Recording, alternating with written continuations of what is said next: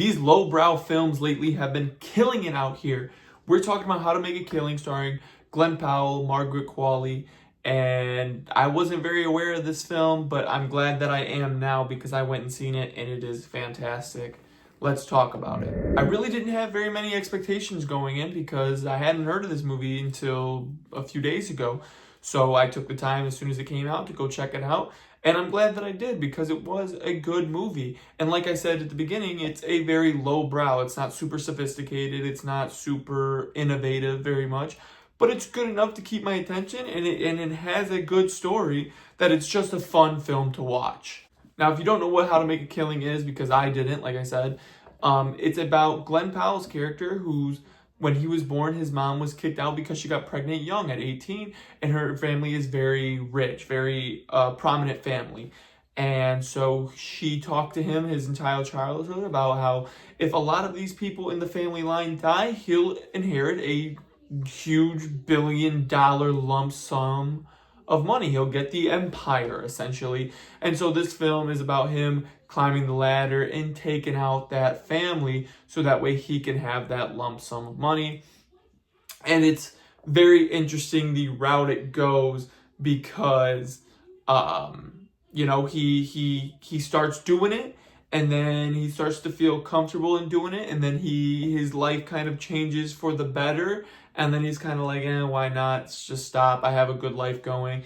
And the way the film progresses is very, very nice. Now, everybody in this film absolutely murdered it, like killed it. Glenn Powell, as always. I wasn't a huge Glenn Powell fan for the longest time, but lately I've seen a lot of his movies recently, and they've been killing it. I mean, that rom-com film that he did with Sydney Sweeney was good. This is good. I seen him in another movie recently that he was very, very good in. And then I still got to watch The Running Man because I heard that was pretty solid. Like, he's in a lot of films lately, and he's absolutely killing it. And then we got Margaret Qualley, who's absolutely killing it. She's got The Substance. She's in that one film with Aubrey Plaza that was actually pretty decent. She's making her way up right now, and she's doing great as well. So, like, them being, like, the two main leads of this film, you already knew that this film was going to be fantastic. And the way this film is paced is even better because it slowly progresses through an intense story, a very action-filled story, a very it's a story filled with deceit, betrayal, love. Like, it has a lot of that story element in it, and it's got a lot of different elements in it. And they do a very good job of making you feel that through their characters. Not only that, the pacing in itself is very good. Like, you go flawlessly from scene to scene to scene to scene, and that's good because it doesn't feel rushed. It doesn't feel choppy. You get the perfect amount of story in the perfect amount of time. Like, this movie was an hour 45, I think, and that was like the perfect amount for this film. And you don't see that very often. Usually there are some films that where you want to cut out some scenes where you don't really need them. This film seemed like every scene mattered and every scene was important, and that's what you love to see in a film like this. Now, I really don't have very many complaints. If any complaints, I really don't have any complaints. Now, like, this movie, like I said, isn't a very sophisticated movie. It's nothing crazy. It's not going to win any Oscars, probably. But it's just a fun film that you can turn on and watch. It's got some comedy. It's got, that true crime element in it. It's got, those fun aspects in it. This film, to me, reminds me a lot of The Wolf of Wall Street. It's just not as long, and it's very slimmed down. But it's got those same kind of elements in it as somebody who wants money but decides to go about it a different route.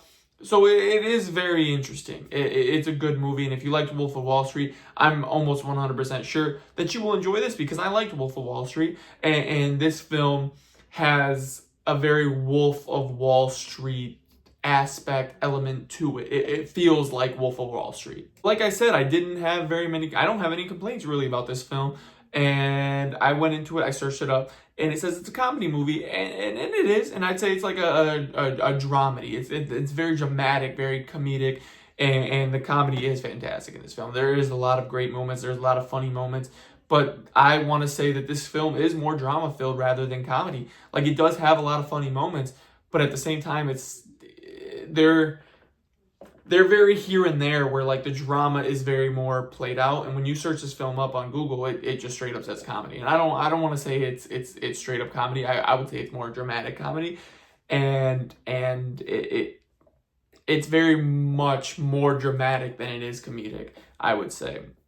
And that's not a bad thing. They do all do well. The cast and some of these people I didn't even know. So like a lot of this cast, you know, they're like one off. They're here for like 5 minutes, they die. They're here for 5 minutes, they die.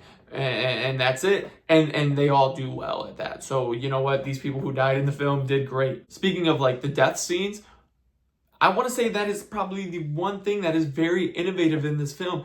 It is very very inventive with the way that they kill these people off this film.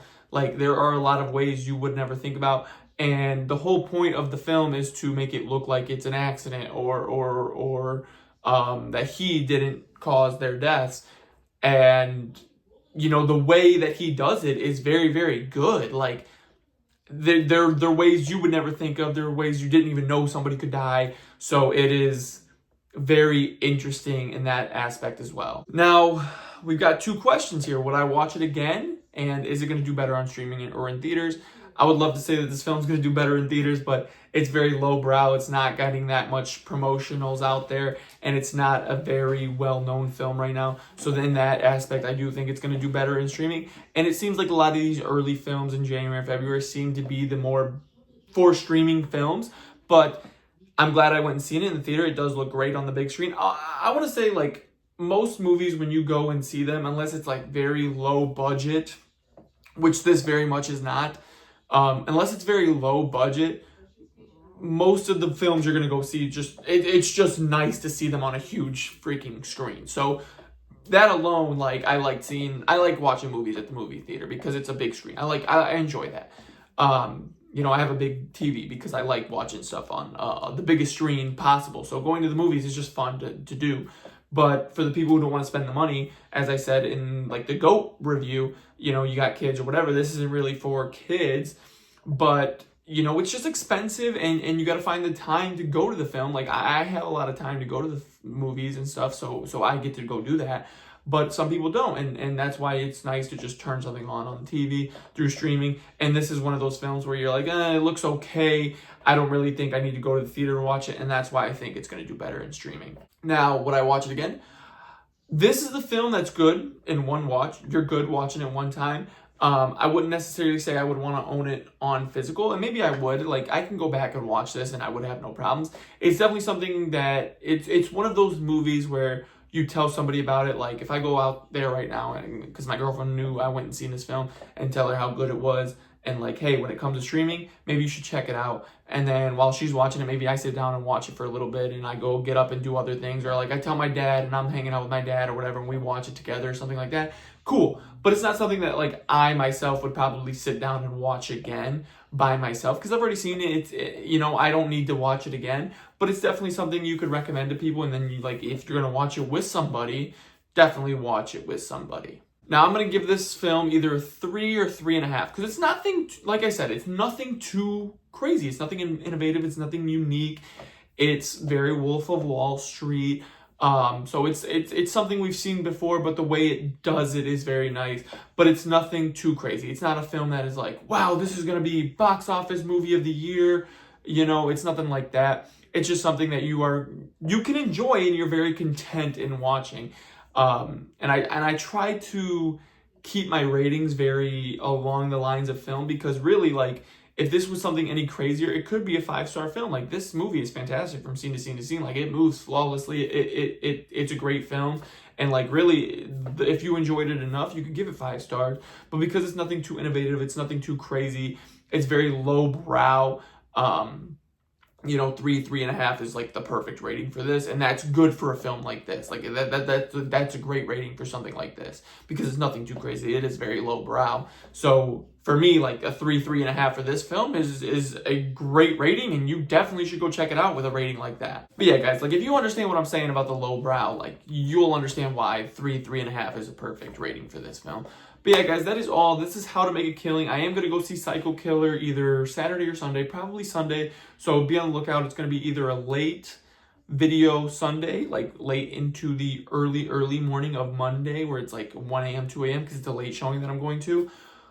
Or it's gonna be like an early post. I'll schedule it for early morning Monday. Like we'll see how that goes. But yeah, guys, it's been Ant. You guys know the deal. Go check out the links, the Letterboxd link, because those are the films that I don't record and I review. Like I've been doing the Star Wars films lately because I haven't watched any of the Star Wars films.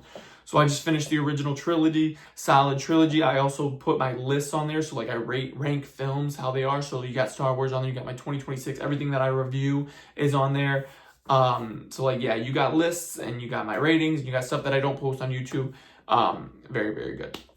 Now, I do want to start doing maybe a few films that aren't new on the channel, and let me know what you guys think. Like, Psycho Killer is written by the same people who did Seven, so maybe if I watch Seven before I go see that, maybe I'll post a double feature review where I review both, or maybe I do a Seven review and then immediately after I'll do the Psycho Killer review. So let me know what you guys think. If I don't hear anything back, maybe I'll do it, maybe I won't. We'll see. But yeah, guys, it's been Ant, and I will see you guys in the next movie news, movie review, whatever it ends up being. Peace.